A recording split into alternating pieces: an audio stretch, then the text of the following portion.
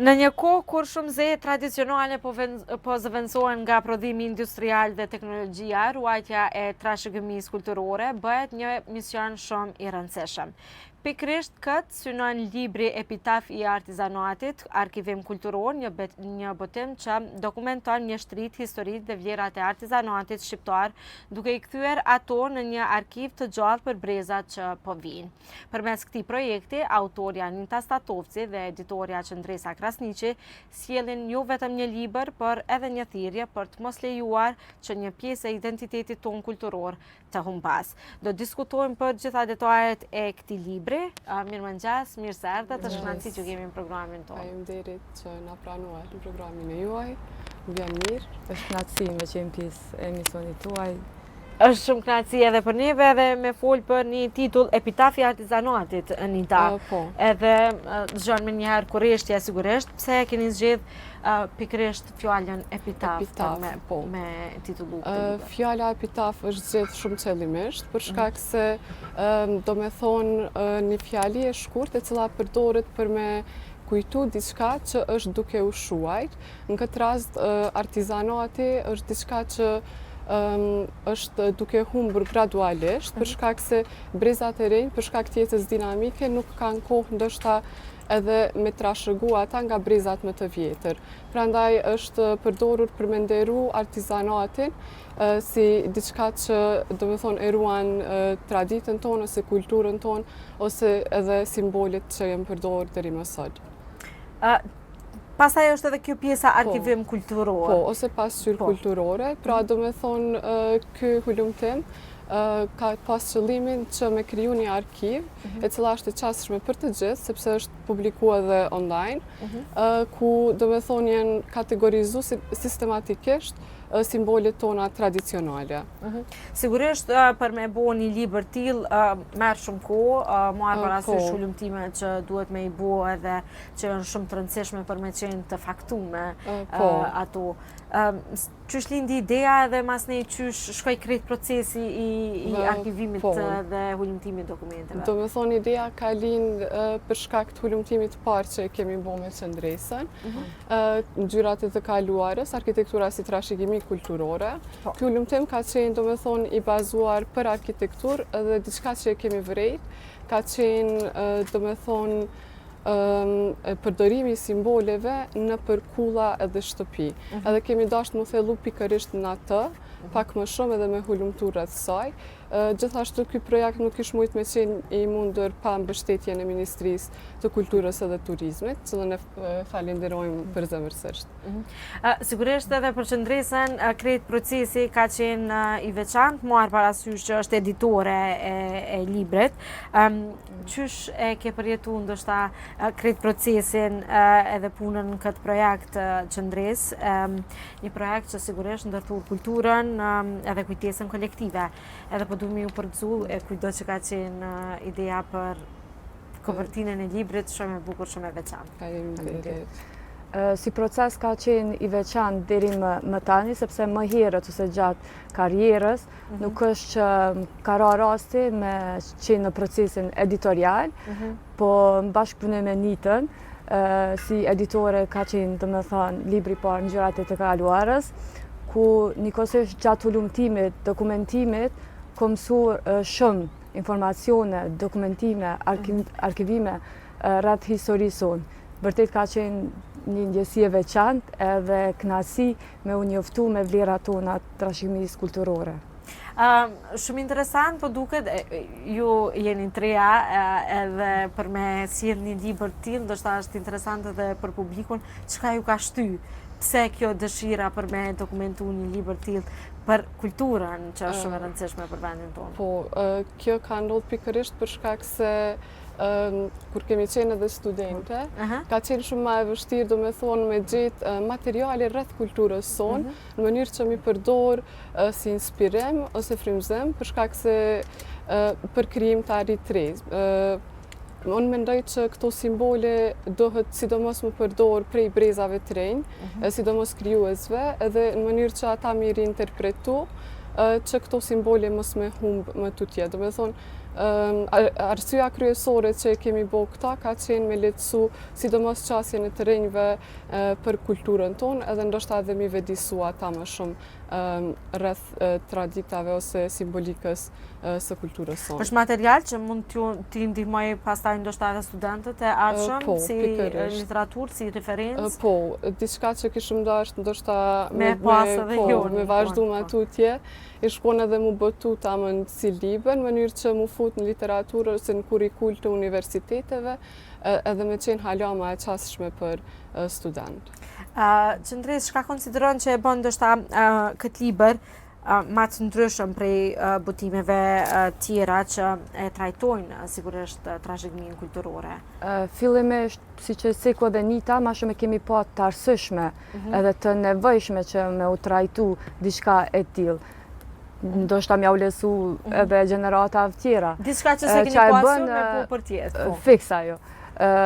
Për shembull të libri parë, që kemi vrejt për shembull në arkitekturë, periudhave ndryshme, të fillu prej periudhës iliro-romake, periudhës osmane, pastaj periudhës i Jugoslavisë deri te koha bashkëkohore. Bashkëkohore do me thonë gjatë krejt këtyre fazave kemi vrejt çish kanë mbjetu simbolet. Do me thonë, kemi pa simbolet geometrike, zoomorfe, antropomorfe, spiralin për shembull që hinte ato geometrike, trekëndshat, katrore, rombe, kështu me radhë. Edhe kemi thonë sa interesant, qysh pas ka mujt me mbjetu në faza ndryshme historikisht, diçka e jonja. Kështu që jemi si ide e Nitës ka rrjedhë që po fokusohemi vetëm motive, që kemi çka me trajtu, edhe mënyrën se si janë apliku, jo vetëm në arkitekturë, po edhe në përditshmëri, në veshje tradicionale që ndohen sipas viseve, rajoneve, apo shtrirjes topografike, gjeografike, apo në punë artizanale që mos me qenë ndoshta roli gruas, nuk kish me mbjetu deri këto, edhe e kemi pa shumë si sinjal ndoshta emergjente që duhet me urujt, që me pas akses kush studiusit, hulumtusit, gjenerata e re, apo edhe pse mos me u inspiru nga diçka e tillë. Në libër a dokumentuar vetëm objektet, apo janë të identifikuar edhe artizanët e vjetër, nëse po, sa ka qenë i vështirë si proces me u bë identifikimi i tyre? Në librin e parë, apo në dyar, po? Në të dyar. Do me thonë librin e parë ose hulumtimin e parë, jenë dokumentu me vetëm objekte. Është e shkruar edhe për arkitekt, cilat normalisht i kanë realizu këto objekte. Edhe te libri i dytë, do me thonë ka pas shumë motive që jenë përdorë në për objekte ku artizanët nuk kanë qenë të njohur. Pra, arkivimi ose mbledhja e këtyre simboleve është bo në dy mënyra, edhe në mënyrën primare, do me thonë kemi shku në muzeun arkeologjik të Prizrenit me Qëndresën, ku kemi pa si jenë përdor ose kanë mbjetu simbolet prej epokës së hekurit për shembull, deri në mesjet edhe më vonë. Edhe ka qenë edhe përmes hulumtimit sekondar, do me thonë me anë të librave, arkivimeve tjera, faqeve online e kështu me radhë. A ka pas diçka që ju ka shqetësu gjatë këtij procesi, ndonjë ndoshta informatë që nuk e keni ditë më herët, e keni kuptuar tash për ndonjë objekt, për diçka në këtë fushë? Jo, kështu nuk ka pas, mirë po ka pas shumë sene që ndoshta i kemi mësu edhe që kanë qenë shumë interesant se qysh nuk i kemi ditë ma heret ose nuk i kemi mësu ma heret, prandaj besoj që është një gjë shumë e rëndësishme që mu shfaq edhe në kurikulat shkollore ose mu integru ma shumë mësimi rreth kulturës, do me thonë tonë. Sigurisht libri është ndërtuar thatë fillimisht në fazën e parë të hulumtimit, pastaj i dokumentu me objekte. A është konceptu ma shumë si një studim, apo mund të përdoret ndoshta edhe si një arkiv, edhe si një rrëfim për publikun ma të gjerë Qëndres? Arkivim e kisha teksu ma shumë kulturor, se për shembull përfshihet Vula Skënderbeut në vitin 1468. Pastaj e kemi pistoletën e Isa Boletinit, ku është me motive florale. Do me thonë, ka artefakte, andaj edhe e kisha theksu arkivim kulturor më shumë trashëgimin tonë. Për ty, cila ka qenë ndoshta pjesa më e veçantë e krejt procesit të realizimit si projekt në tanësi?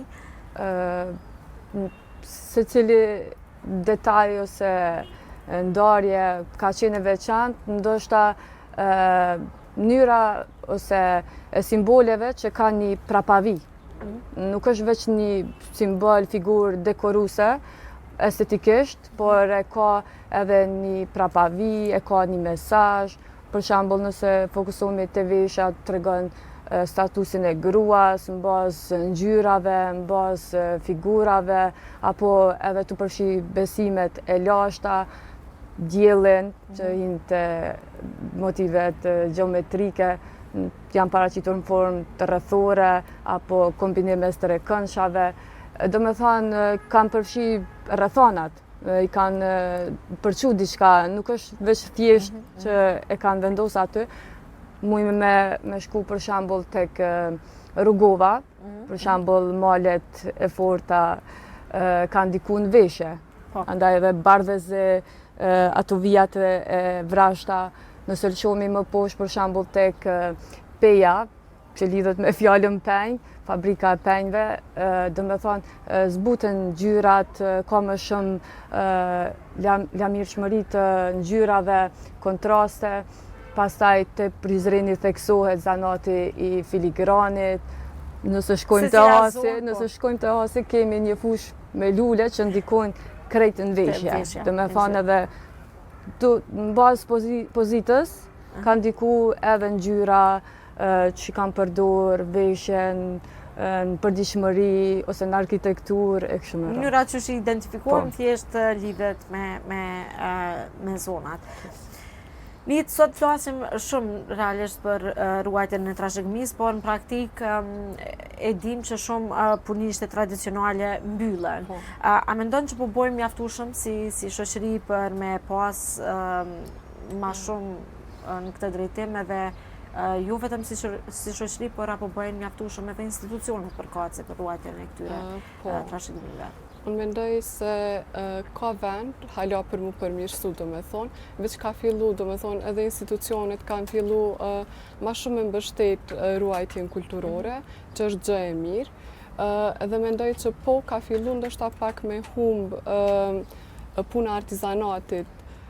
Mirë po të njëjtën kohë, me një lloj humbje, më konë si derë, që mi u rrit vlera dhe me rritjet vlerës më pas do me thonë mu rinë gjallë. Diçka tjetër që menoj që i shkon shumë e rëndësishme që e kemi trajtu edhe në libër, ka qenë rinterpretimi do me thonë i artizanatit ose i simboleve në dizajnin bashkohor. Kështu që menoj edhe për shkak të zhvillimit të teknologjisë dhe jetës dinamike, mundemi me bo një lloj lidhshmërie që rinia me përdor këto simbole edhe me i reintegru në mënyrë të përgjithshme, pa ja u hub kuptimin, do me thonë, këtyre simboleve që kanë, do me thonë, rëndësi të madhe për kulturën tonë. Çfarë roli mendoni që mund të kenë ndoshta komunat, muzeto ose edhe vetë institucionet arsimore për mbështetjen e artizanëve në përgjithësi në vend? Po. Mendoj se kanë një rol, mund me pas një rol të rëndësishëm, tu i mbështetë, do me thonë vazhdimisht, me projekte të ndryshme, ndoshta edhe zyrtarët duhet me apliku, në mënyrë që me kriju workshops që me rrit interesimin e rinis, që mos me humbë, do me thonë, zanati si zanat. E përmendi edhe Nita, ndoshta fakti që pak i ka ra vlera nëse mundemi me arsyetu si të tillë zbehjen e kësaj çështje, është edhe fakti që nuk po trashëgohet ndër breza për shkak se nuk paguhet mirë edhe nuk ja vlen ndoshta mendojnë që me hub kohë ose me u fokusu në gjëra tjera. Qysh mundemi me bo ma atraktive si profesion ndoshta edhe për rinin?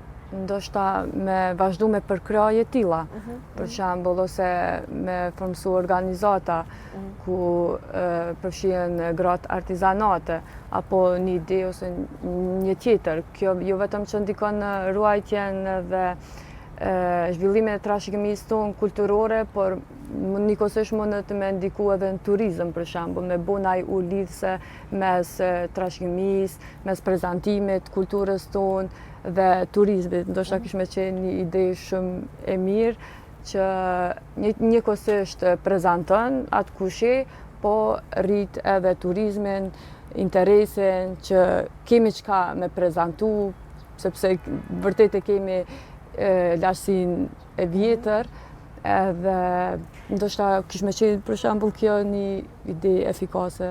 Gjatë ulëmtimit edhe procesit punës për krejt këtë projekt dhe këto libra, ka pas ndonjë element, ose a ka ndonjë element trashëgimisë sonë që ju mendoni që është nënvlerësu edhe meriton ma shumë vëmendje se sa ka realisht? Po, mendoj ka simbole, për shembull simbolet kozmogonike, hëna, dielli, yjet, cilat ma herët nuk e kom ditë që i kemi përdorur shumë në kulturën tonë. Do me thonë, ka qenë ylli me 8 cepa, i cili zakonisht ka qenë si tregues i drejtimit edhe është përdorur si mbrojtës për personat. Zakonisht mundesh me gjetë të, do me thonë, t'integrum të kapica e gjubletës, cilën e ka trajtuar edhe qendresa. Edhe, do me thonë, është simbol para islamik. Gjë që mu ka dok shumë interesant, edhe mendoj që i shkon mirë me integru ma shpesh, do me thonë, si simbol i jonin, tonin. Nëse s'ka bëj, ka qenë edhe tek flamuri e ilerëve, do me thonë, hëna është shoqëruar me yllin. Ndoshta ka qenë si, më duket propozim, si ide. Që daton para, do me thonë, kohës islamike, ose... Me që jemi krejt në fund bisedës, po du me ditë edhe a keni marrë ndonjë reagim ose ndonjë feedback prej artizanëve ose prej studiusve ose prej kujtdo që ka pas mundësi me e pa librin tërë, cilat janë komentet e tyre lidhur me librin edhe projektin në tërësi?